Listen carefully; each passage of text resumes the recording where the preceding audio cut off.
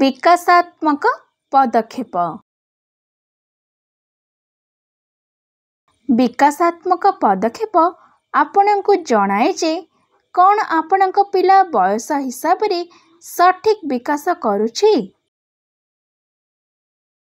चलंतु देखिबा 13 रु 18 मास पिलांक पई केउ केउ विकासात्मक पदक्षेप थाए। सहारा नेई चले, छोट वस्तु गुडी को बोतल रे पकाए, घरर वस्तु गुडी को व्यवहार करिबार अभिनय करे, जेपरिकी थाली रे खाद्य खाइबार अभिनय करिबा। माँ बापा कार भली शब्द कुहे, अन्य मानक सह जिनिस शेयर करे। ध्यान दियंतु, जणे बापा माँ हेबा दृष्टिରୁ यह बुझिबा महत्वपूर्ण जे कौनसी दुई जन पिला समान रूपरी विकसित हुअंती नाही। प्रत्येक पिलार बुद्धि एवं विकास बाकी समान वर्षर पिलांक तुलन रे अंतर होई पारे।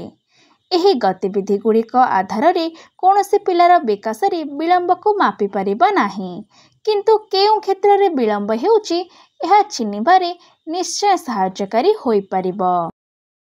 निज पिला विषय रे अधिक जानिबा पई निकटरे थिबा डाक्तरक सह जोगाजोग करंतु।